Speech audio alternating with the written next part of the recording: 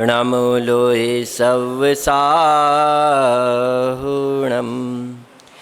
अनंतानंत परम सिद्ध भगवान की, 1080 पार्श्वनाथ भगवान की, अंतिम तीर्थेश वर्तमान शशन के 1080 वर्धमान स्वामी की, आचार्य भगवान कुंद कुंद स्वामी की, वात्सल्य दिवाकर आचार्य गुण विमल सागर जी मामनी राज्य की, आचार्य विद्यासागर जी मामनी राज्य की, गणाचार्य श्री विराग सागर जी मामनी राज्य की, अध्यात्म योगी चर्या शिमणि गुरुवर आचार्य गुण विशुद्ध सागर जी मामनी राज्य की, मुनिषि अनुपम सागर जी दी 3 कम नौकोटी मामनी राजों की, द्वादशांग जिनवाणी माता की, बोले परम पूज्य मुनि श्री यतीन्द्र सागर जी महाराज की, मुनि संघ की। भोगों को इतना भोगा कि खुद को ही भोग बना डाला। यह हमारी भोगों को भोगने की जो प्रवृत्ति है, इस भोगों को भोगने की प्रवृत्ति, उसमें जो हमारी आसक्ति है, उस आसक्ति ने ही हमें संसार में भटकाया है। और मूल कारण यदि कोई रहा तो हमारा मोह ममत्व भाव जो है देह के प्रति, क्योंकि बाकी वस्तुओं को छोड़ देना बहुत आसान है। आप लोग विधान कर रहे हैं ना, कौन सा विधान कर रहे हैं? सम्मेद शिखर विधान कर रहे हो। माताओं पुरुषों जितने भी विधान में बैठे हो, आप लोग कहाँ से आए, कहाँ रहते हो? अपने अपने घरों में रहते हो। घरों में आपको जो सुविधाएं मिल रही थी, जो भोग आपके पास थे, उन भोगों को छोड़ा आपने, तब आप मंदिर में आ पाए ना? सत्य है ना? गलत तो नहीं कह रहे? जब उन भोगों को आपने छोड़ा तब आप जिनालय में आ पाए। लेकिन किस लिए आए थे? मंदिर किस लिए आए थे? जिनालय किस लिए आए थे? किस लिए आए थे?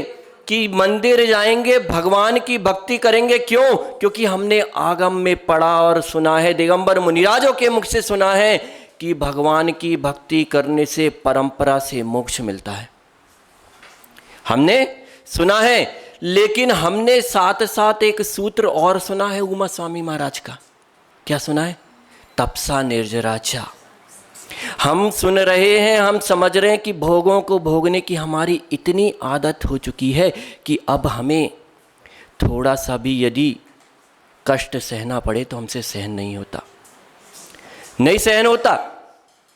और कहते हैं कि यदि घर में पाप किया जाए तो उसका फल अलग होगा, बीच बाजार में किया जाए तो फल अलग होगा, एक कमरे में बैठ के किया जाए तो फल अलग होगा।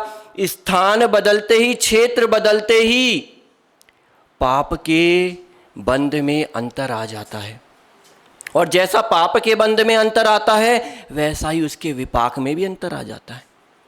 अब हमें समझना है कि हम क्या कर रहे हैं, हम किस दिशा में जा रहे हैं। हम तो घर से आए थे जिनालय, बड़े भाव संजो कर आए थे कि मंदिर जाएंगे, भगवान की भक्ति करेंगे।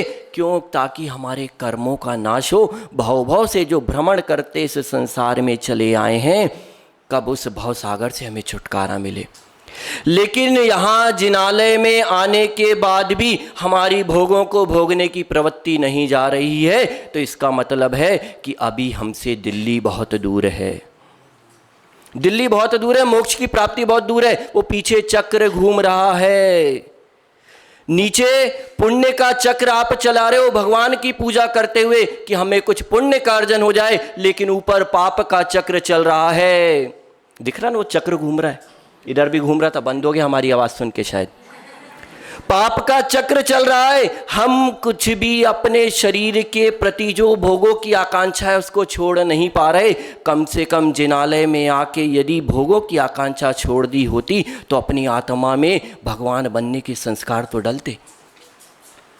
मंदिर में आए किस लिए थे? कि संस्कार डले आत्मा में भगवान बनने के। लेकिन यहाँ आने के बाद भी भोगों की प्रवृत्ति नहीं छूट रही, तो अब हम क्या करें? हमारा कल्याण क्यों नहीं हो पाया इतने भावों से? तो मूल कारण ये है कि हम सोचते कुछ हैं, कहते कुछ हैं और करते कुछ हैं।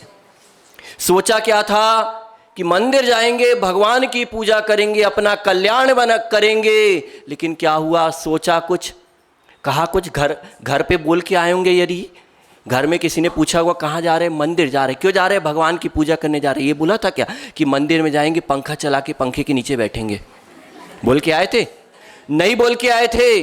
तो क्या हुआ, एक तो वो पाप किया, क्यों झूठ बोला, क्यों बोल के क्या आए थे कि मंदिर जा रहे, भगवान की पूजा करने जा रहे। ये बोल के नहीं आए थे कि वहां पंखा चलाएंगे, पंखे के नीचे बैठेंगे।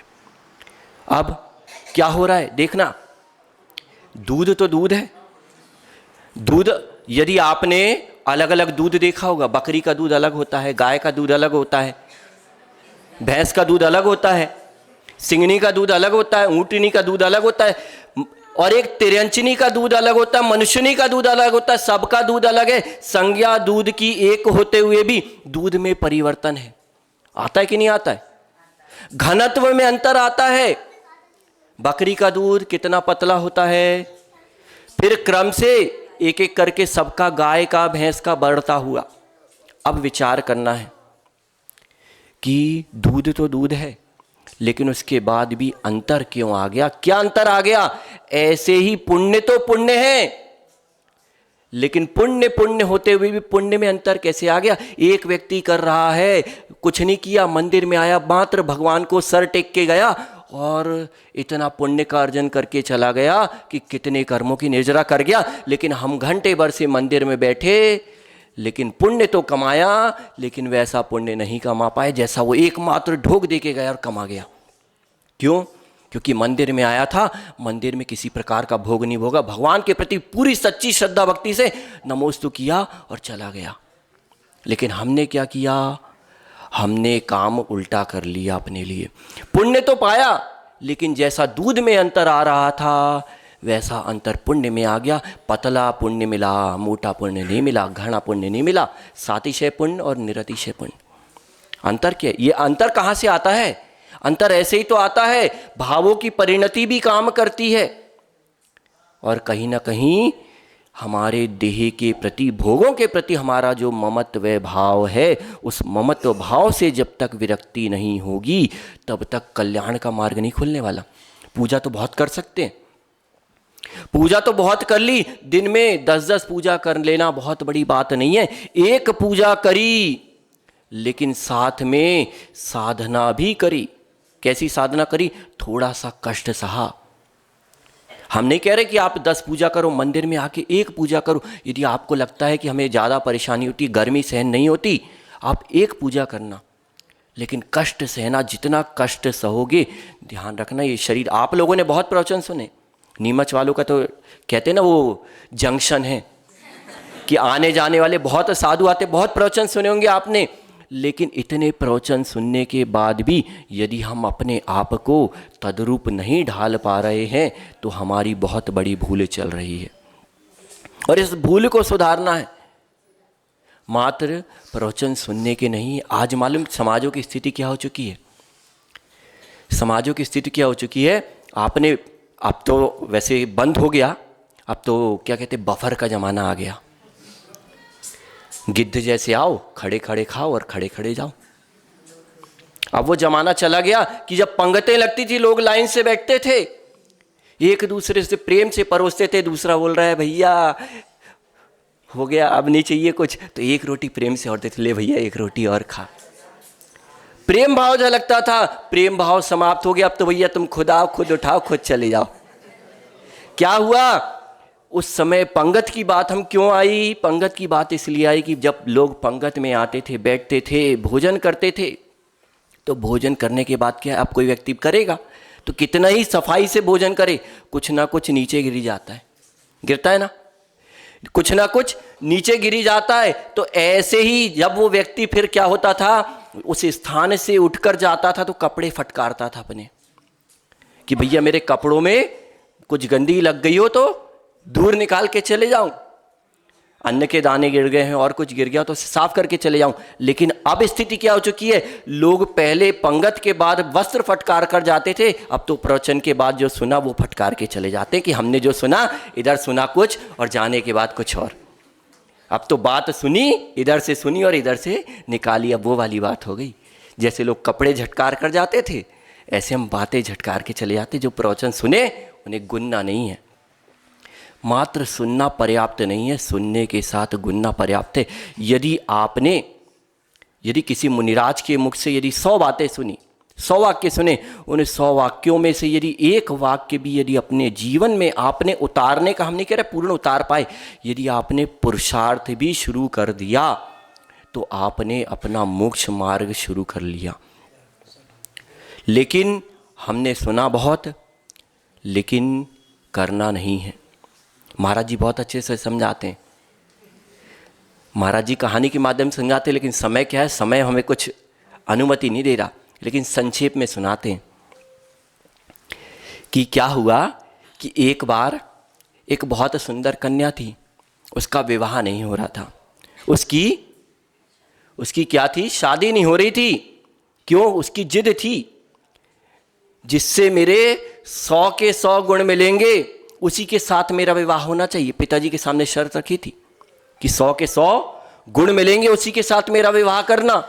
अब क्या हुआ, बहुत संबंध खोजे, लेकिन कोई संबंध मिल ही नहीं रहा। 100 में 100 गुण मिलना बहुत मुश्किल, मिल ही नहीं रहे। अब पिताजी खोजते खोजते परेशान हो गया। अब जैसे तैसे क्या हुआ कि एक दिन एक कुंडली आई और उसमें 98 गुण मिल रहे थे। कितने? 98 गुण मिल रहे थे। 2 गुण नहीं मिल रहे थे, 2 गुण नहीं मिल रहे थे। क्या हुआ, पिता ने जाके बेटी को समझाया, देखो बेटी तुम्हारी उम्र बहुत बड़ी हो गई, अब मुझे चिंता होती है। समाज के लोग बार बार टोकते हैं, भाई जिसके घर में कुंवारी बेटी बैठी हो तो समाज के लोग तो 4 बातें बोलते, भैया क्या कर रहे हैं, विवाह करना कि नहीं करना उसका। सबको चिंता होती, माता पिता भी परेशान होते, नींद नहीं आती रात रात भर। तो पिता को नींद नहीं आ रही थी, पहुंचा, बोले बेटा बहुत अच्छा संबंध आया, 98 गुण मिल रहे, 2 गुण का समझौता कर लो, 2 गुण में मान जाओ तुम। उसने कहा ठीक है पिताजी, अब आप कह रहे हो, आप इतने परेशान हो तो आपकी बात मान लेते हैं, हम रिश्ता करने के लिए तैयार हैं। अब क्या हुआ, सामने वाले को बुला लिया गया, संबंध तय कर लिया गया। लेकिन बच्ची के मन में जिज्ञासा थी, उसने होने वाले ससुर जी से कहा, क्या कहा, प्रश्न किया कि पिताजी देखो अब संबंध तो हो ही गया, विवाह होना पक्का हो गया, लेकिन कम से कम मुझे इतना तो बता दो कि वो 2 गुण कौन से नहीं मिल रहे हैं। वो 2 गुण कौन से कम है, 98 गुण मिल गए उनकी मुझे परवाह नहीं, 2 गुण कौन से नहीं मिल रहे हैं। तो पिता ने कहा बेटा पहला गुण जो नहीं मिल रहा है वो ये है कि मेरा बेटा कुछ जानता नहीं है, मेरा बेटा कुछ जानता नहीं है। तो बेटी खुश होके बोली कोई बात नहीं पिताजी, मैंने बहुत पढ़ा है, मैंने बहुत पढ़ाई की है, मेरे पास अच्छी अच्छी डिग्रियां हैं, मैं इसे सब सिखा दूंगी, मैं इसे सब सिखा दूंगी, पढ़ा लिखा दूंगी, बहुत समझदार हो जाएगा। तो पिता खुश। अब उसने पूछा दूसरा और क्या कमी है, वो भी तो बताओ। बोले दूसरी कमी है कि मेरा बेटा किसी की मानता नहीं है,